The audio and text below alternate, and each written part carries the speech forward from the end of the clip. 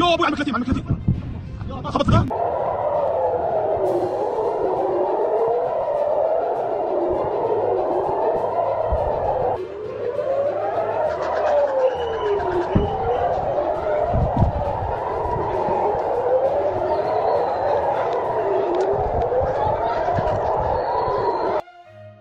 Iran ने दर्जनों drones और बैलिस्टिक मिसाइलों के जरिए इसराइल पर हमला कर दिया। बैनुल-अक़वामी खबर रिसा इदारे के मुताबिक दमिश्क में ईरानी तंसीबात पर इसराइली हमले के जवाब में ईरान ने इसराइल पर 300 से ज़ायद ड्रोन्स और बैलिस्टिक मिसाइल फायर कर दिए। ईरानी पासदारान इनकलाब ने इसराइल पर हमले की बाज़ाब्ता तस्दीक कर दी।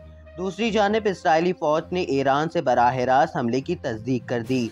दर्जनों ड्रोन्स और बैलिस्टिक मिसाइल ईरान से रवाना हुए और इसराइल के लिए अपना रास्ता बनाया। मीडिया रिपोर्ट के मुताबिक ईरान ने पड़ोसी ममालिक को भी खबरदार कर दिया कि अगर इसराइल पर दागे गए ड्रोन्स और मिसाइलों को रोका गया तो उन्हें भी निशाना बनाएंगे।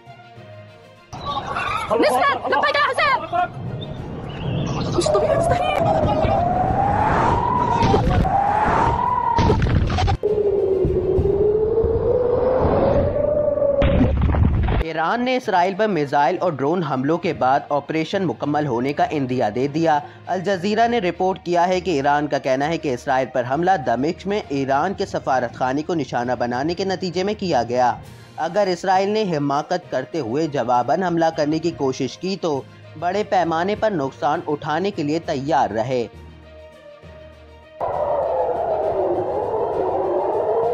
ईरान ने हमले के बाद अमरीकी सदर जो बाइडन ने इसराइली वज़ीर आज़म नेतन्याहू से टेलीफोनिक रब्ता करते हुए वाज़ेह कर दिया कि अमरीका ईरान के खिलाफ जारहाना ऑपरेशन में साथ नहीं देगा। एक अमरीकी ओहदेदार ने अमरीकी टीवी से गुफ्तगू करते हुए कहा कि जो बाइडन ने इसराइली वज़ीर आज़म नेतन्याहू को साफ अल्फाज में बता दिया है कि ईरान पर हमले में इसराइल का साथ नहीं देंगे।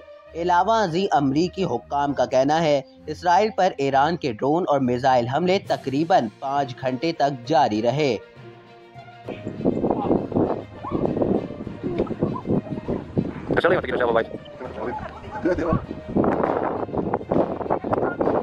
मौसीकी के शाहीकीन का तवील इंतज़ार ख़त्म हुआ और कोक स्टूडियो ने 1 साल के वक्फे के बाद 14 अप्रैल से 15वां सीज़न रिलीज़ करने का ऐलान कर दिया। कोक स्टूडियो का पाकिस्तान में 2008 से आगाज़ हुआ था और जून 2008 में इसका पहला सीज़न रिलीज़ किया गया था। गुज़िश्ता 16 साल में इसके 14 सीज़न रिलीज़ किए जा चुके हैं और हर साल तकरीबन 1 दर्जन या उससे ज़ायद गाने रिलीज़ किए जाते हैं। इस बार भी कोक स्टूडियो के 15वें सीज़न में 11 गाने रिलीज़ किए जाने का इम्कान है और हर साल की तरह इस साल भी पाकिस्तान के मुख्तलिफ मकामी ज़बानों के गानों को भी रिलीज़ किया जाएगा।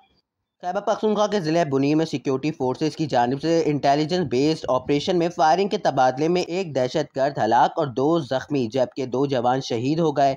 पाक फौज के शोबा ताल्लुकात आमा ISPR की जानिब से जारी बयान के मुताबिक सिक्योरिटी फोर्सेस ने बुनीर में दहशतगर्दों की मौजूदगी की खुफिया इत्तला पर ऑपरेशन किया।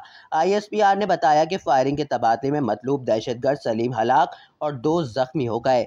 मजीद कहना था कि दहशतगर्द सिक्योरिटी फोर्सेस के खिलाफ दहशतगर्दी के मुतादिद कार्रवाइयों के साथ बेगुनाह शहरियों की टारगेट किलिंग में भी सरगर्म रहा। वो कानून नाफिज करने वाले इदारों को इंतहाई मतलूब था और हुकूमत ने उसके सर की कीमत 50 लाख रुपए मुकर्रर की थी।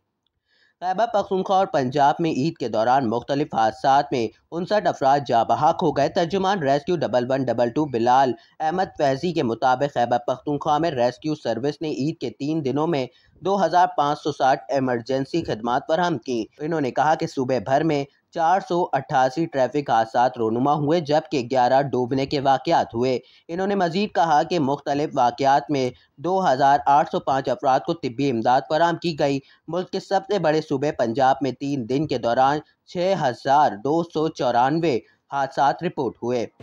मेरा क्या हो गया आपको? कैसे बाजू फ्रैक्चर हो गया?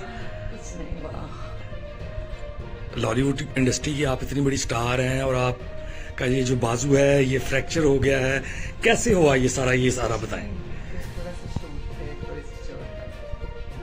कैसा फील कर रही हैं आप?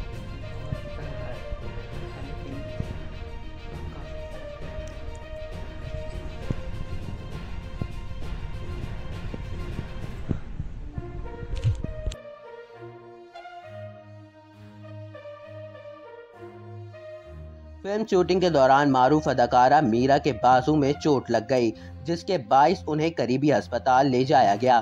सोशल मीडिया पर वायरल होने वाली वीडियो में मीरा ने तस्दीक की है कि फिल्म शूटिंग के दौरान उन्हें चोट लगी और तवाज़ुन बरकरार न रख पाने की वजह से उन्हें चोट लगी।